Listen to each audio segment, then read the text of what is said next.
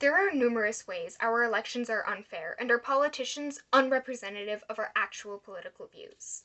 From the Electoral College to gerrymandering to the monetary requirement necessary in order to publicly run for office and everything in between. Many steps to electing a representative, from before the campaign to the election, cause problems for the American people. I'm here to talk about one thing that most of us don't even think about: our voting system itself. Our voting system is perhaps the most intuitive voting system. We have multiple candidates running for a single office position.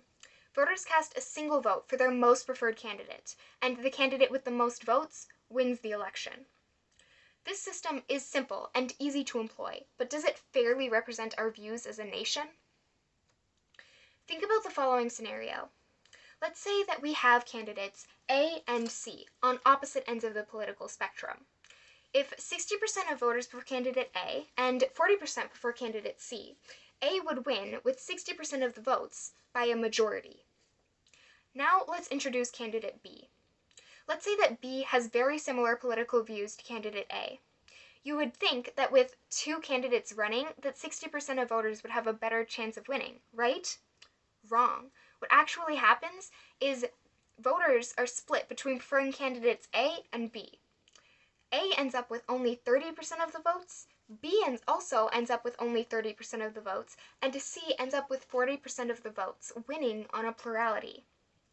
Even when the majority of voters would have preferred either A or B as opposed to C, C won because of the split between A and B. This is a highly simplistic scenario, and better illustrated in the primer video on simulating alternate voting systems, but the problems evident here are present in the real world as well.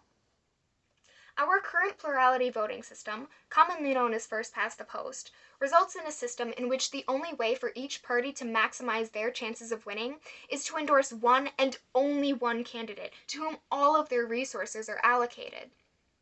Parties choose candidates based on who is most willing to promote their agenda, not the agenda of the people.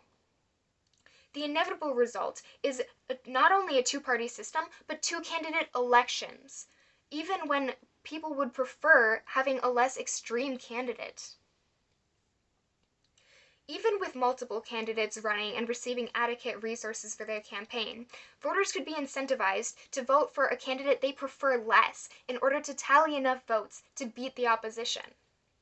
It is impossible to properly represent our citizens' views when our system is so flawed. Clearly, it needs to be updated.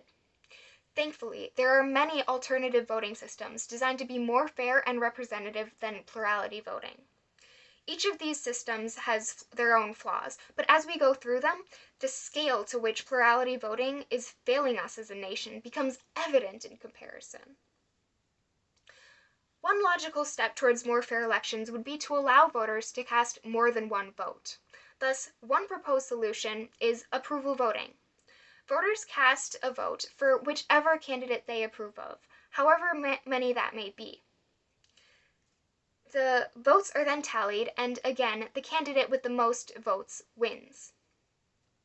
A criticism of approval voting is that it doesn't account for preference among approved candidates for each voter, and thus creates incentive to strategically not vote for a candidate they would otherwise approve of in order to increase the chances of their preferred candidate winning. This strategic move is again well explained and simulated in Primer's video. Now, the same incentive for strategic voting is not only present, but abundant in our current plurality system. A move to approval voting would allow our citizens to continue voting for our main candidates while also voting for candidates that they genuinely support and endorse. This would shift our election system to one that gives more parties a chance and would be more fairly representative of the views of the entire nation. Other voting systems allow individuals to show their preference for among all candidates, beyond simple approval or disapproval. Outlined in Alex Gendler's TED Ed video, Condorcet voting involves running each candidate up against every other candidate in several rounds. The candidate who wins the most rounds then wins the overall election. This method becomes problematic in a rock, paper, scissors situation, in which candidates A is preferred over candidate B is preferred over candidate C, and candidate C is preferred over candidate A by voters. This situation is so rare, however, that some experts consider a Condorcet winner being the winner of the overall election to be a necessary criterion for a fair voting system. The Copeland method alters the Condorcet method by saying that for every tie between two candidates, each of those two candidates is awarded half a point. This method still is not free from flaw. David Lippman, a mathematics professor at Pierce University, provides a good example of how when a non-winning candidate is removed from the running, an entirely different candidate can win the overall election. Though this could inspire parties to alter which candidates are running, it is significantly more difficult to push a winning candidate than in our plurality system, where parties can only choose a single primary candidate. Another voting system, known as the Borda count, involves ranking candidates on a point system. 1 point for the least preferred candidates, 2 points for the second least preferred candidates, and so on until the most points are awarded to the most preferred candidate. The problem with this method is that a candidate receiving the majority of first place votes can still lose the election. Lippman demonstrates this issue in Borda count and explains why this is a problem initially in his plurality method. The election winner, however, would still be well received by voters. And this system allows more parties to have a chance, moving America towards a more fair and representative political atmosphere than it currently is in. The last alternative voting system I will be discussing is the most well-known alternative to plurality voting: instant runoff. Voters rank their candidates, and the initial count is the same as in plurality voting.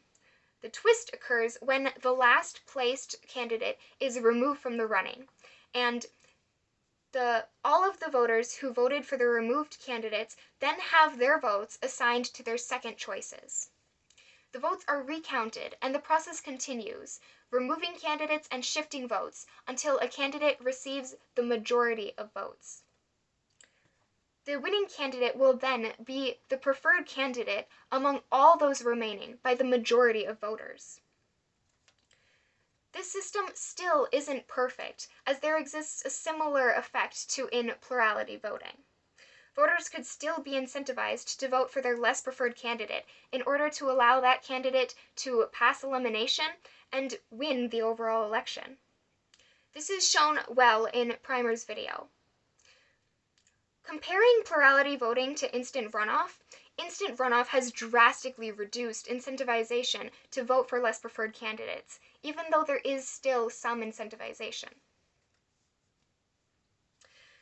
There are even more voting systems described by Jameson Quinn, a Harvard statistics PhD, involving median ratings and rating runoffs methods and more. And there are also different values and dilemmas with voting methods described in Plurality Method by Lippman.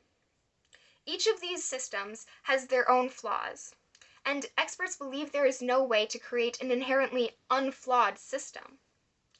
All of these, however, are clearly better than our plurality voting system. There are a myriad of alternative voting systems to choose from, all of which would be an improvement on our election process and a step forward in our democracy. There are thousands of proposed policies and bills decided upon by our elected politicians. These policies determine the operation and quality of our lives as citizens and should be representative of our views. The bottom line is that we should not be endorsing a system that unfairly represents voters' preferences or encourages strategic rather than honest voting by individuals and unappealing campaigning by parties. Our current plurality system does all of these to extremes. We deserve elections that will provide us with proper representation. Correcting the flaws in our election process is the first step towards creating an environment in which we can better enact the change that we wish to see on both a local and national level with greater ease. It's time to reform our election process, starting with a serious discussion on the need to change our voting system.